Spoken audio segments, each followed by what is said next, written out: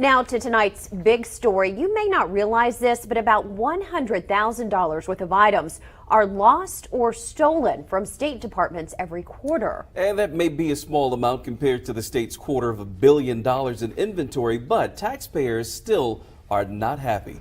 Sarah Canty working this story for us tonight. She joins us live from the state capitol with more in tonight's big story. Sarah?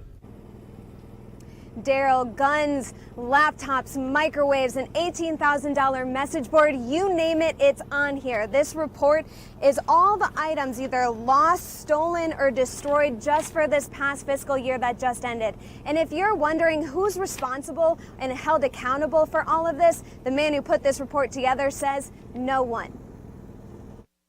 This list is just, wow. Cynthia Hammond is not alone in her shock over the report of losses in the State Department. Department of Correction, though. 3 pistols, man.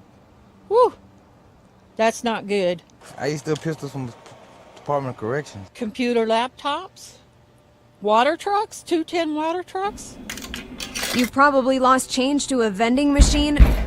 But how about losing the entire machine? 4 state vending machines went missing in 2014, and this year about 60 computers and laptops stolen or unaccounted for.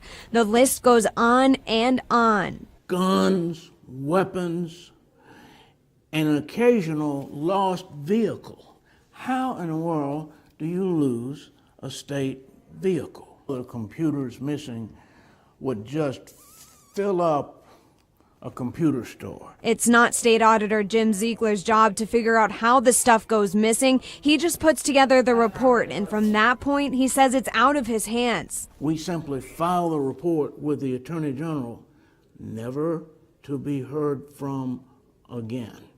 We've checked back 5 years, and the Attorney General's office has never enforced any of the audit reports. The lack of accountability frustrates taxpayers. I'm having to pay into the city and everything, and whoever has lost anything, it's coming out of our money.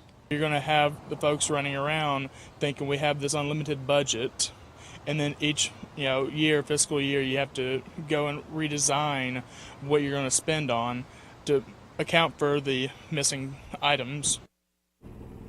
Ziegler plans to ask legislatures during the regular session in February to change that authority from the Attorney General's office to the Auditor's office so that he can address and enforce these discrepancies in the audit. That way, he says, he can hold people accountable. Now, I did reach out to the Attorney General's office for comment, but I have yet to hear back. Yeah, Daryl. I know people want to know what the Attorney General has to say, especially in a state that's cash-strapped. Thanks, Sarah.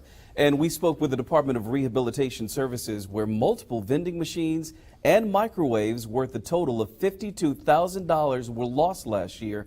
Officials said 90% of that property has been recovered and attributed the mistake to a record-keeping issue. We have the full report on our website. To check it out, just go to alabamanews.net. From the West